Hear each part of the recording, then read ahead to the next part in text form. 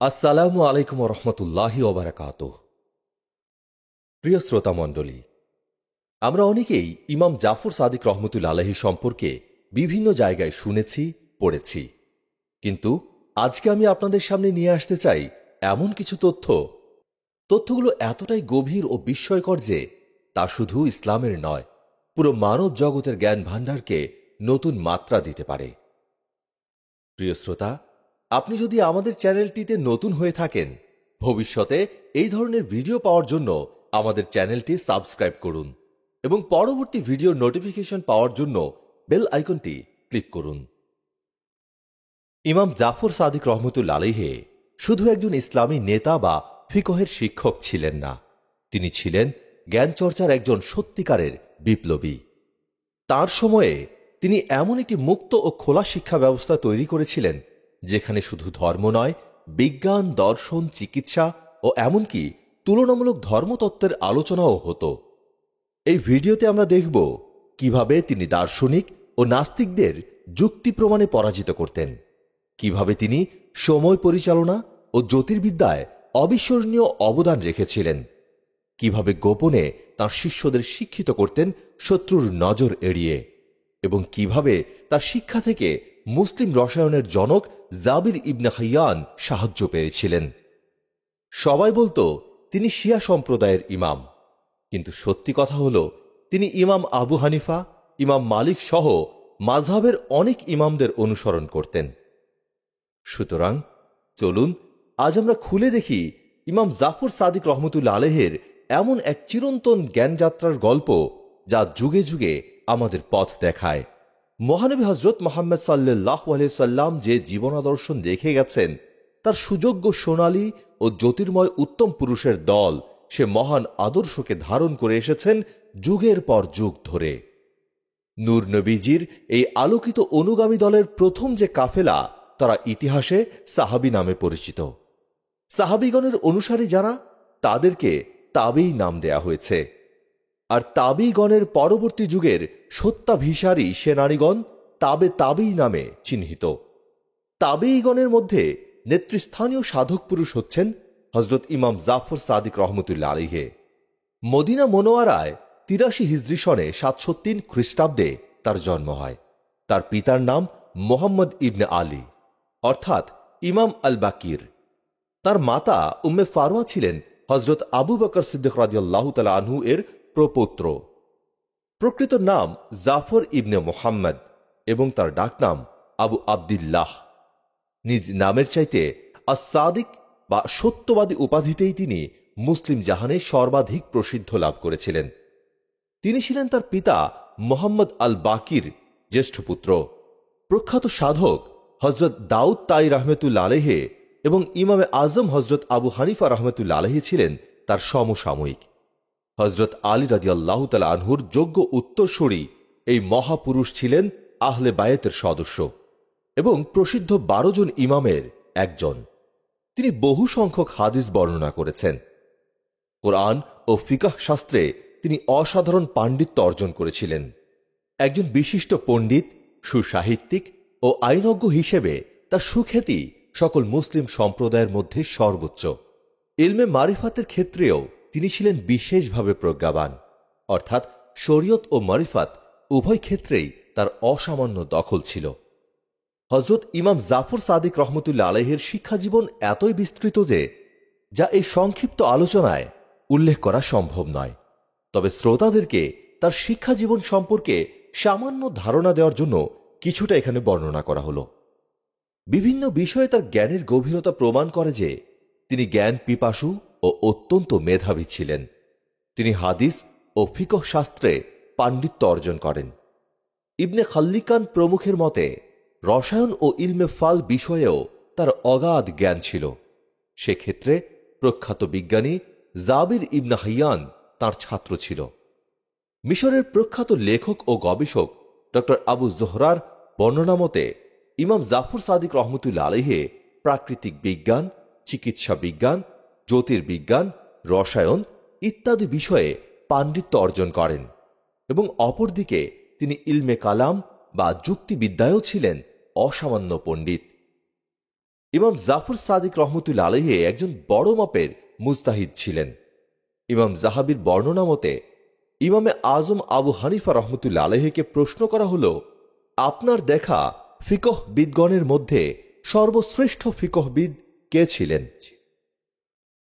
উত্তরে ইমামে আজম আবু হানিফা বলেন, আমি ইমামে জাফর সাদিক রহমতুল্লাহ আলাইহি থেকে শ্রেষ্ঠ ফিকহবিদ আর কাউকে দেখিনি।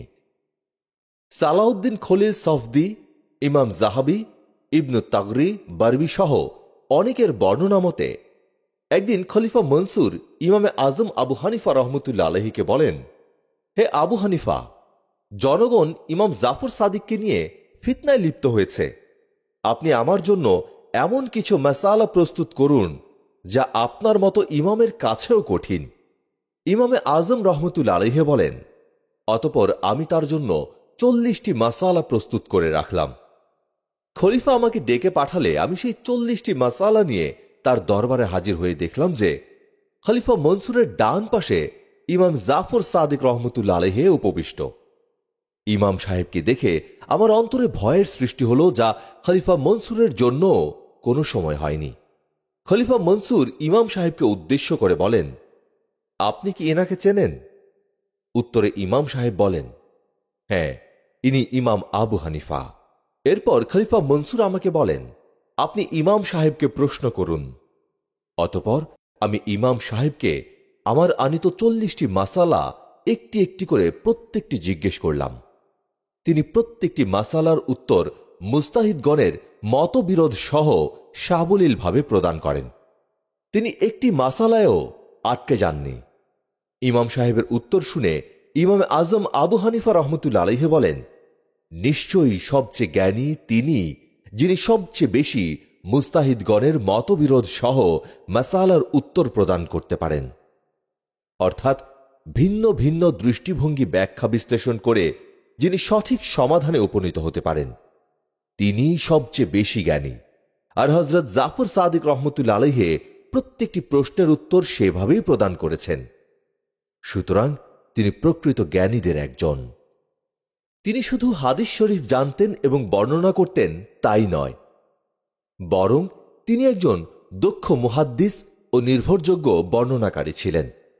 তিনি যে নির্ভরযোগ্য হাদিস বর্ণনাকারী সে বিষয়ে কারো দ্বিমত নেই। তাই ইমামে আবু হানিফা রহমতুল্লাহ আলাইহি, ইমাম মালিক রহমতুল্লাহ আলাইহি, ইমাম সুফিয়ান সাউরি রহমতুল্লাহ আলাইহি সহ অসংখ্য হাদিস বিশারদ ও ফকিহ তার থেকে হাদিস বর্ণনা করেছেন। ইমাম জাহাবি বলেন, প্রখ্যাত হাদিস বিশারদ ইয়াহুইয়া বিন মুইন, ইমাম সাফি রহমতুল্লাহ আলাইহি সহ একদল হাদিস বিশারদও তাকে নির্ভরযোগ্য মুহাদ্দিস হিসাবে গণ্য করতেন। ইমাম ইসহাক বিন রাহবিয়া রহমতুল্লাহ আলাইহি বলেন, আমি ইমাম সাফি রহমতুল্লাহ আলাইহিকে জিজ্ঞেস করলাম, হাদিস বিষয়ে ইমাম জাফর সাদিক রহমতুল্লাহ আলাইহি সম্পর্কে আপনার অভিমত কি? উত্তরে তিনি বলেন, ইমাম জাফর সাদিক রহমতুল্লাহ আলাইহি একজন নির্ভরযোগ্য মুহাদ্দিস ছিলেন। হজরত ইমাম মোহাম্মদ বাক্কির রহমতুল্লাহ আলাইহির ইন্তেকালের পর হজরত ইমাম আবু মোহাম্মদ জাফর সাদিক রহমতুল্লাহ আলাইহি ইমাম নির্বাচিত হন এবং বেলায়েতের সর্বোচ্চ সোপান গাউসুল আজম পদে অধিষ্ঠিত হন। যেমনিভাবে তিনি ফাতিমা আলাভি ও সিদ্দিকী পবিত্র রক্তধারার মহানুস্বরূপ, তেমনিভাবে তিনি সিদ্দিকী ও আলাভি দুই বেলায়েতি মহাসমুদ্রের সংযোগস্থল। তিনি তার পিতা ইমাম বাক্কির রহমতুল্লাহ আলাইহির সম্পৃক্ততায় আলাভি বেলায়েতের ফায়েজ বিতরণ করেছেন এবং তার নানা হজরত কাসিম বিন মোহাম্মদ রহমতুল্লাহ আলাইহির সম্পৃক্ততায় সিদ্দিকী বেলায়েতের ফায়েজ বিতরণ করেছেন, যা কিয়ামত পর্যন্ত জারি থাকবে ইনশাআল্লাহ। ইমাম জাফর সাদিক রহমতুল্লাহ আলাইহি প্রভৃতি তরিকতের ঊর্ধ্বতন মহান শায়খের আসনে আসীন রয়েছেন। হজরত ইমামে আজম আবু হানিফা রহমতুল্লাহ আলাইহি, হজরত সুলতানুল আরিফিন বাইজিদ বুস্তামি রহমতুল্লাহ আলাইহি, স্বীয় সন্তান ইমাম মুসা কাজিম রহমতুল্লাহ আলাইহি প্রমুখ মাহাত্মাগণ ইমাম জাফর সাদিক রহমতুল্লাহ আলাইহির মুরিদ ছিলেন। ইমাম জাফর সাদিক রহমতুল্লাহ আলাইহির রয়েছে আল্লাহ প্রদত্ত কারামতের বিশাল ভাণ্ডার। তার জীবন পুরোটাই যেন অলৌকিক কারামতে পরিপূর্ণ ছিল। তা থেকে উল্লেখযোগ্য কিছু কারামত আপনাদের সামনে তুলে ধরছি। হজরত শাইখ আব্দুর রহমান চিশতি রহমতুল্লাহ আলাইহি রচিত মিরাতুল আসরার গ্রন্থের বর্ণনা মতে একদিন হজরত ইমাম জাফর সাদিক রহমতুল্লাহ আলাইহি কোথাও যাচ্ছিলেন। পথিমধ্যে দেখতে পেলেন যে একজন মহিলা ছেলে মেয়ে সহ কান্না করছেন। ইমাম সাহেব তাঁদের কান্নার কারণ জিজ্ঞেস করলে মহিলা বলেন, আমার একটি গাভী ছিল, যার দুধ বিক্রি করে আমার সংসার চলে। গাভীটি এখন মারা গেছে, তাই আমরা কান্না করছি। তখন ইমাম সাহেব গাভীটির গায়ে পদাঘাত করেন। সাথে সাথেই গাভীটি আওয়াজ দিয়ে জীবিত হয়ে দাঁড়িয়ে গেল। হজরত আলী বিন হামজা রাদিয়াল্লাহু তাআলা আনহু হতে বর্ণিত আছে, তিনি বলেন, একদিন ইমাম জাফর সাদিক রহমতুল্লাহ আলাইহি একটি মৃত খেজুর গাছের পাশে দাঁড়ালেন। অতঃপর তিনি গাছটির অগ্রভাগের দিকে তার ঠোঁটদ্বয় নাড়ালেন। তাৎক্ষণিক ডালপালা বের হয়ে গাছটি ফলে ফলে ভরপুর হয়ে গেল। অতঃপর আমরাও তার সাথে সেই গাছের তাজা খেজুর ভক্ষণ করলাম। ওই খেজুরের স্বাদ এমন মজাদার ছিল যা অন্য কোনো খেজুরে আমরা পাইনি। সেখানে উপস্থিত এক বেদুইন এই ঘটনা প্রত্যক্ষ করে বলল, আমি এ ধরনের জাদু আর কোনোদিন দেখিনি। তখন ইমাম জাফর সাদিক রহমতুল্লাহ আলাইহি তাকে বললেন, আমরা নবীগণের ওয়ারিস, আমরা জাদু জানি না, তবে আমরা দোয়া করি আর মহান রব্বুল আলামিন তা কবুল করেন। যদি তুমি চাও যে আমি তোমার জন্য এমন দোয়া করি যাতে তুমি কুকুর হয়ে যাও। বেদুইন বলল, ঠিক আছে, দোয়া করুন। অতঃপর তিনি দোয়া করলেন। তিনি দোয়া করলে বেদুইন লোকটি কুকুর হয়ে গেল এবং স্বীয় ঘরে গেলে সবাই তাকে মেরে তাড়িয়ে দিল।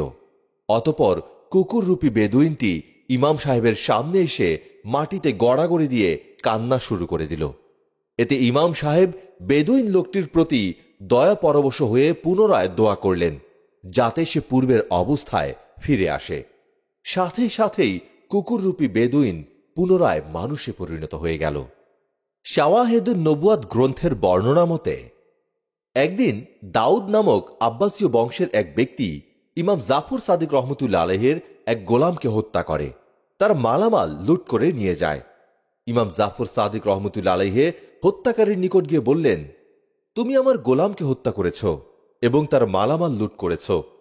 মহান আল্লাহর কসম, আমি তোমার জন্য বদদোয়া করব। হত্যাকারী তখন ইমাম সাহেবকে বিদ্রুপ করতে লাগল। অতঃপর ইমাম জাফর সাদিক রহমতুল্লাহ আলাইহি পরদিন ভোরবেলায় হত্যাকারীর জন্য বদদোয়া করলে 1 ঘন্টা অতিবাহিত হওয়ার পূর্বে হত্যাকারী নিহত হল। সেই ঘটনা দ্বারা প্রতীয়মান হয় যে আল্লাহর অলিক আশিক ভক্ত গোলামদেরকে অন্যায়ভাবে কষ্ট দিলে আল্লাহর অলির বদদোয়ার শিকার হয়ে ধ্বংসে পতিত হতে হয়। ইসলামের মহা দুর্দিনে ইসলামী শিক্ষা ও সংস্কৃতির পুনরুজ্জীবন, সংরক্ষণ, বিকাশ এবং মুসলিম সমাজের সংস্কারের ক্ষেত্রে কাণ্ডারি হিসেবে আবির্ভূত হন বিশ্বনবী হজরত মুহাম্মদ সাল্লাল্লাহু আলাইহি সাল্লামের পবিত্র আহলে বায়াতের সদস্য ইমাম জাফর সাদিক রহমতুল্লাহ আলাইহি। তিনি মুসলমানদের সব মাযহাবের কাছেই বরেণ্য ও শ্রদ্ধাভাজন ব্যক্তিত্ব হওয়ায় তার আদর্শ হতে পারে মুসলিম উম্মার ঐক্যের সূত্র।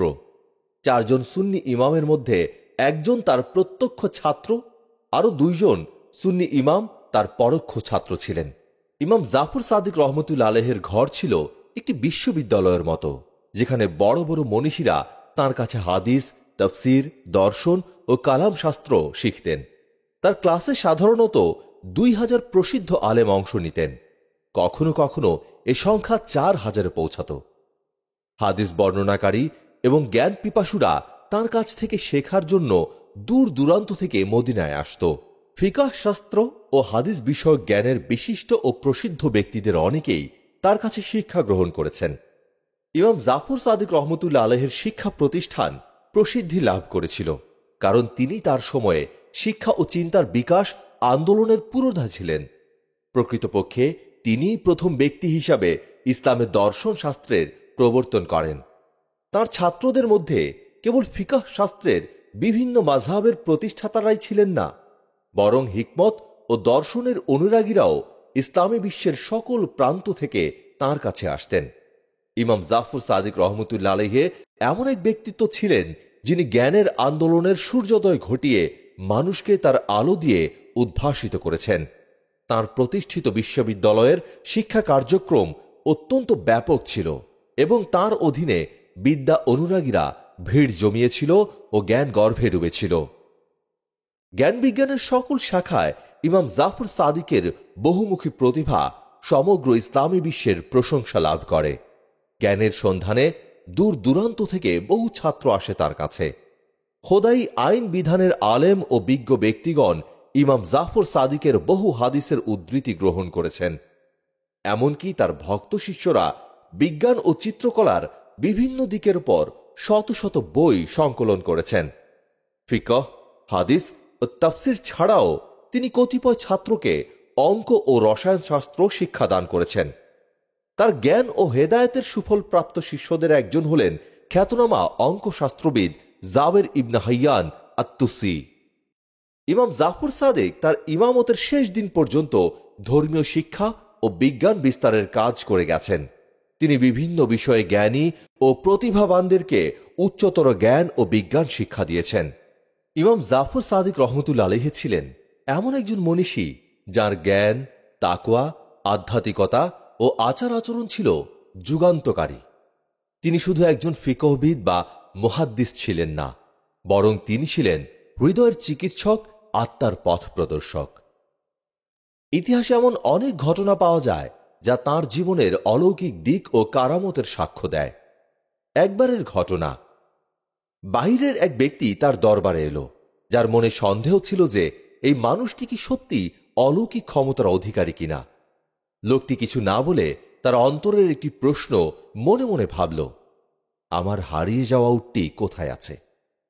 ইমাম জাফর সাদিক রহমতুল্লাহ আলাইহি হঠাৎ করেই বললেন, তোমার উটটি ফালান উপত্যকার কাছে গিয়ে গর্তে পড়ে গেছে, যাও সেখানে খুঁজে পাবে। লোকটি স্তব্ধ হয়ে গেল। সে দ্রুত গিয়ে দেখে সত্যি উটটি ওখানেই পড়ে আছে। একবার এক ব্যক্তির পুত্র দীর্ঘদিন ধরে নিখোঁজ ছিল। ইমাম জাফর সাদিক রহমতুল্লাহ আলাইহির কাছে এসে লোকটি কান্নাকাটি শুরু করল। তিনি শান্তভাবে বললেন, তোমার ছেলে ঠিক আছে, আল্লাহ চাইলে 7 দিনের মধ্যেই ফিরে আসবে। অদ্ভুতভাবে 7ম দিনেই তার পুত্র ফিরে আসে। অনেকে বলেন ইমাম জাফর সাদিক রহমতুল্লাহ আলাইহি এমন কিছু দোয়া জানতেন যেগুলো আল্লাহ সুবহানাহু ওয়া তাআলার নিকট অত্যন্ত প্রিয় ছিল। ইমাম জাফর সাদিক রহমতুল্লাহ আলাইহির মধ্যে এমন এক নুরানি তেজ ছিল যে বহু অমুসলিম জ্ঞানীগুণী মানুষ কেবল তার চরিত্র, ব্যবহার ও জ্ঞানের গভীরতায় আকৃষ্ট হয়ে ইসলাম গ্রহণ করেছিল। গ্রিক দর্শন, বৈজ্ঞানিক তত্ত্ব, এমনকি চিকিৎসা বিদ্যায়ও তিনি এত দক্ষতার সঙ্গে ব্যাখ্যা করতেন যে অনেক সময় খোদ চিকিৎসকরাও তার কাছে এসে প্রশ্ন করতেন। ইতিহাসে আছে, একবার এক ব্যক্তি দীর্ঘদিনের এক কঠিন ব্যাধিতে আক্রান্ত ছিল। সে ইমাম জাফর সাদিক রহমতুল্লাহ আলাইহির কাছে এসে দোয়া চাইল। ইমাম সাহেব মাথা নিচু করে এক দোয়া পাঠ করলেন এবং বললেন, আল্লাহর রহমতের অপেক্ষা করো। কয়েকদিনের মধ্যে চিকিৎসা ব্যতীতই সেই ব্যক্তি আরোগ্য লাভ করল। অনেকে বলেন এ ছিল তার দোয়ার বরকত ও আধ্যাত্মিক ক্ষমতার বহিঃপ্রকাশ। ইমাম জাফর সাদিক রহমতুল্লাহ আলাইহির দৃষ্টিভঙ্গি ছিল এত গভীর যে তিনি অনেক সময় ভবিষ্যতের ঘটনা ইঙ্গিত দিয়ে বলে দিতেন, যা পরে সঠিক বলে প্রমাণিত হতো। একবার তিনি বলেছিলেন, এই রাজতন্ত্র একদিন পতনের মুখে পড়বে, কারণ তারা ন্যায়ের পথে নেই। এবং ঠিক তেমনটিই হয়েছিল। ইমাম জাফর সাদিক রহমতুল্লাহ আলাইহি ছিলেন এমন এক আলো যিনি শুধু তার যুগ নয়, পরবর্তী সব যুগকেও আলোকিত করে গেছেন। তার জ্ঞান যেমন বিস্ময়কর, তেমনি তার কারামত ও আধ্যাত্মিক তাওয়াজ্জুহ আজও ইতিহাসের পাতায় অমলিন। আমাদের উচিত তার জীবন থেকে শিক্ষা নিয়ে নিজের ঈমান, আখলাক ও আমলের উন্নতি সাধন করা। ইমাম জাফর সাদিক রহমতুল্লাহ আলাইহি তার সময়ে প্রথম এমন একজন ইসলামী মনীষী যিনি ওপেন ডিসকাশন সিস্টেম চালু করেন। আজকের ইউনিভার্সিটির মতো করে তিনি তার দরবারে একটি মুক্ত জ্ঞান চর্চার কেন্দ্র বানিয়ে তুলেছিলেন। সেখানে বসত ফিকহ, হাদিস, দর্শন, রসায়ন, গণিত, জ্যোতির্বিদ্যা, চিকিৎসা, এমনকি তুলনামূলক ধর্মতত্ত্বের চর্চা। তিনি ছাত্রদের বাধ্য করতেন শুধু মুখস্থ নয়, চিন্তাশক্তি ব্যবহার করে জ্ঞান চর্চা করতে। ইমাম জাফর সাদিক রহমতুল্লাহ আলাইহির দরবারে প্রায়ই সেই যুগের দার্শনিক ও নাস্তিকরা আসতেন। তাদের অনেকেই ছিলেন ভারত, গ্রিক বা পারস্যের জ্ঞান চর্চার প্রতিনিধি। ইমাম তাদের সঙ্গে যুক্তি প্রমাণে এমনভাবে কথা বলতেন যাতে তারা চুপসে যেত। একবার এক জ্যোতির্বিদ বলল, এই বিশ্ব তো আপনা আপনি সৃষ্টি হয়েছে। ইমাম সাহেব জবাবে বললেন, তুমি যদি দাবি করো একটি সুচারু নির্মিত অট্টালিকা কেবল ধূলিকণার সংঘর্ষে তৈরি হয়েছে, মানুষ বিশ্বাস করবে? লোকটি বলল, না, এটা অযৌক্তিক। ইমাম সাহেব বললেন, তবে এত বিস্ময়কর মহাবিশ্ব কি এমনিভাবেই সৃষ্টি হয়েছে? অনেকেই জানেন না, মুসলিম সুফি দর্শনের বহু মূলনীতির ভিত্তিপ্রস্তর রেখেছিলেন ইমাম জাফর সাদিক রহমতুল্লাহ আলাইহি। যেমন, আল্লাহকে চিনতে হলে নিজের অন্তরকে পরিষ্কার করতে হবে। ভবিষ্যতের কথা জানতে চাও, তোমার আমল দেখো, তোমার আমলের ফলনই ভবিষ্যৎ। তার আত্মিক ভাষ্য এত গভীর ছিল যে বহু পরবর্তী সুফি তাকে আধ্যাত্মিক পিতা মানতেন। ইমাম জাফর সাদিক রহমতুল্লাহ আলাইহি কেবল একটি মাযহাবের ইমাম নন, তিনি হলেন জ্ঞানের এমন এক আলো যিনি সকল মাযহাব, জাতি ও যুগের জন্য একটি চিরন্তন পথ প্রদর্শক। তাঁর জীবনের এমন অনেক দিক এখনও মানুষের অজানা, যা প্রকাশ পেলে ইসলামী জ্ঞান ও বিজ্ঞানের ইতিহাস নতুনভাবে লিখতে হতো। ইমাম জাফর সাদিক রহমতুল্লাহ আলাইহি শুধু একটি নাম নয়, তিনি ছিলেন জ্ঞান ও তত্ত্বের এক আলোকবর্তিকা। তার জীবন থেকে আমরা যে শিক্ষা নিতে পারি তা অসীম। তার জীবন আমাদের শিখিয়ে দেয় কিভাবে সীমাবদ্ধ চিন্তার বাইরে গিয়ে মুক্ত মন নিয়ে জ্ঞান আহরণ করতে হয়, কিভাবে ধর্ম ও বিজ্ঞান একসাথে চলতে পারে, আর কিভাবে নিজের অন্তরের জগৎকে আলোকিত করে সত্যিকার আত্মজ্ঞান অর্জন করা যায়। তিনি আমাদের দেখিয়েছেন কিভাবে শত্রু ও বাধার মাঝেও সাহস ও ধৈর্যের সঙ্গে সঠিক পথ অনুসরণ করতে হয়। আমাদের জীবনের যে কোনো ক্ষেত্রেই এই শিক্ষাগুলো প্রযোজ্য। জ্ঞানের প্রতি ভালোবাসা, মুক্ত চিন্তার সাহস এবং মানবতার প্রতি নিবেদিত মনোভাব।